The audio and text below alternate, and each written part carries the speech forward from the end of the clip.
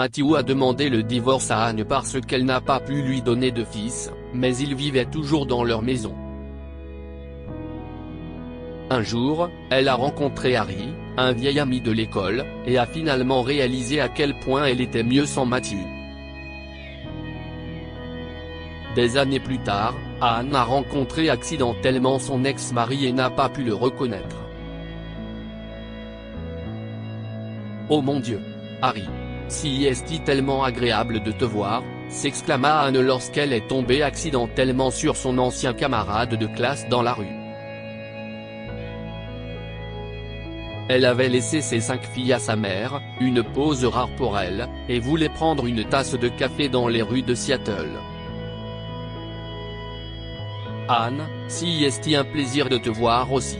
Hey, tu veux prendre un café et discuter? Répondit Harry, et elle acquiesça immédiatement. Ils entrèrent dans le café et discutèrent jusqu'à ce qu'Harry pose des questions sur sa famille.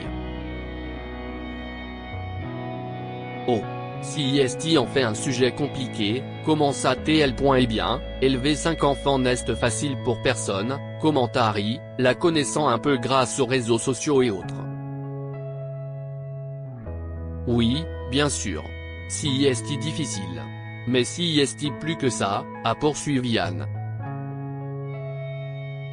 Matthew a changé après la naissance de nos jumelles. Elles ont 9 ans et elles parlent à peine à leur père. Je pense qu'elles ont peur de lui. Je ne comprends pas. Matthew voulait un garçon, et nous espérions, mais nous avons eu 2 jolies filles à la place. Si est-il pourquoi je suis tombée enceinte encore et encore, mais nous n'avons eu que des filles. Après la naissance de notre 5e fille, Matthew est devenu un autre homme. Il a demandé le divorce, et je ne sais pas ce que je vais faire, a expliqué Anne qui suait à grosses gouttes.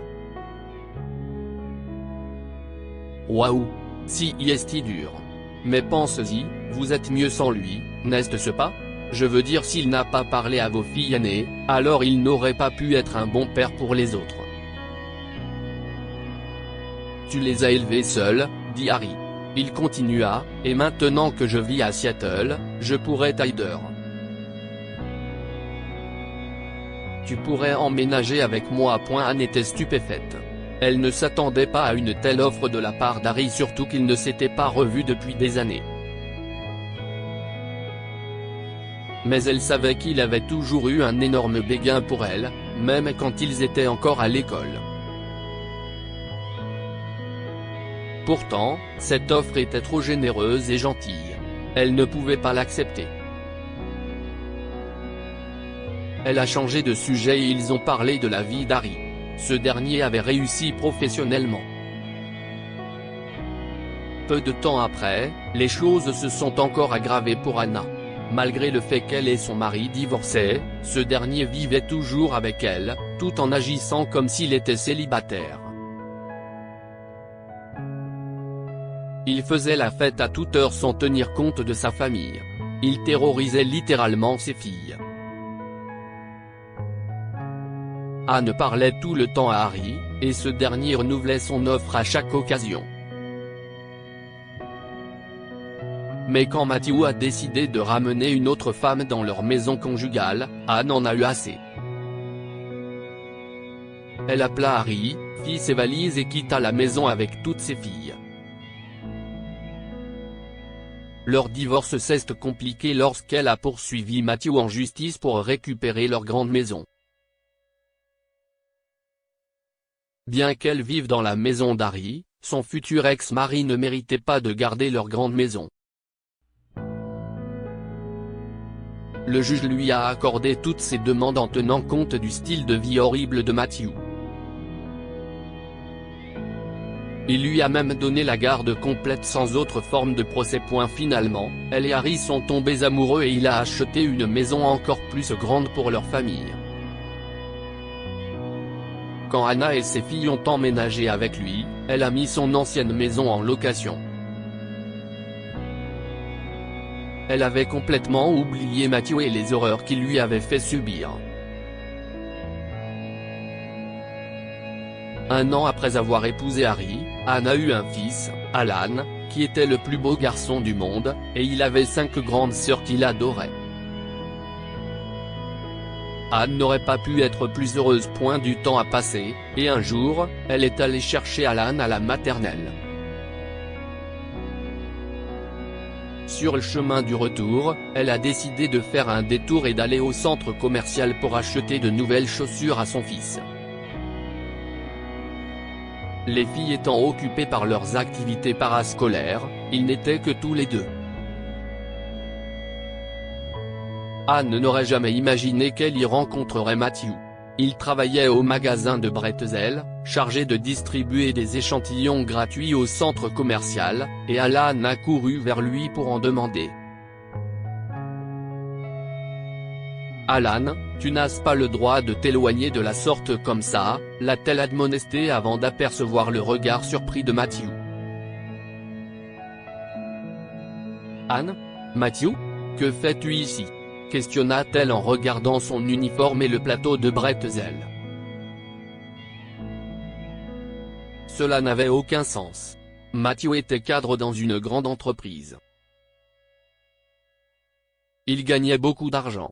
Il aurait dû payer une pension alimentaire pour les enfants, mais il ne l'a jamais fait. Cela n'avait pas d'importance pour Anne. Elle en avait plus qu'assez pour ses filles.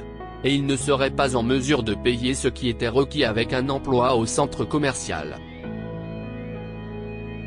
Je travaille ici, dit-il et il regarda le garçon qui tenait la main d'Anna, tout en grignotant un bretzel. Est-ce que c'est ton fils ? Oui, c'est Alan, répondit Anne, ressentant une intense fierté d'avoir un fils qui n'était pas celui de Matthew. C'est le fils d'Harry, ajouta-t-elle. Ravi de te rencontrer, Alan, dit Matthew, baissant les yeux et lançant un regard bizarre au gamin. Bien sûr, ce n'était pas la faute d'Anne si elle avait donné naissance à des filles. C'est le sperme qui détermine le sexe, et tout le monde le sait. Mais Matthew avait décidé de la blâmer pendant des années et avait rompu leurs vœux de mariage parce qu'il voulait un garçon. Comme si le sexe d'un enfant était important. Heureusement, les filles avaient maintenant une vraie figure paternelle, grâce à Harry, qui les aimait beaucoup dès le premier instant où elles l'ont rencontré.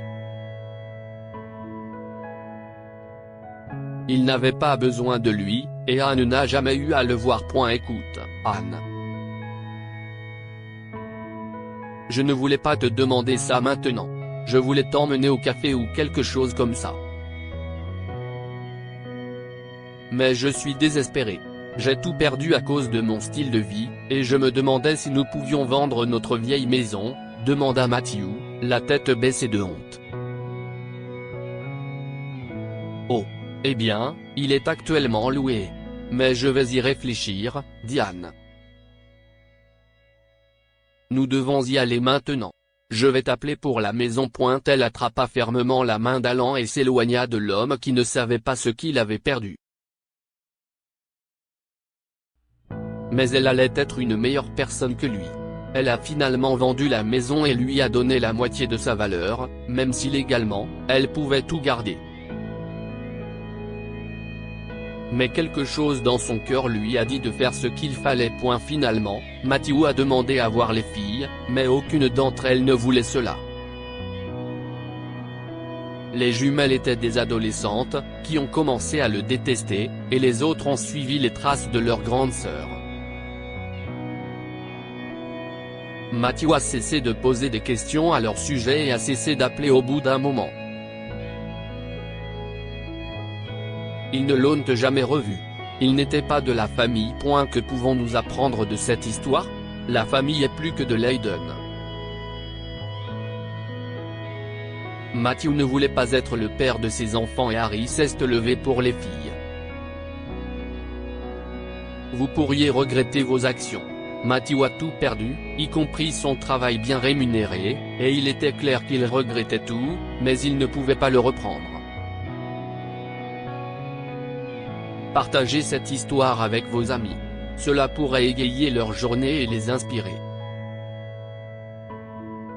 Si vous avez aimé cette histoire, vous aimerez peut-être celle de la femme qui cherchait son fils abandonné depuis des décennies jusqu'à ce qu'un jour, elle reçoive un message.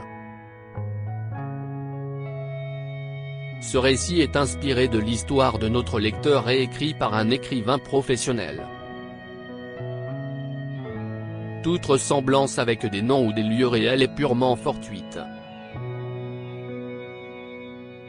Toutes les images sont uniquement à des fins d'illustration.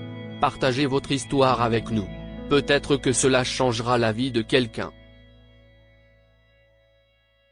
Si vous souhaitez partager votre histoire, veuillez l'envoyer à info@amomama.com. Abonnez-vous à Amomama sur Google News.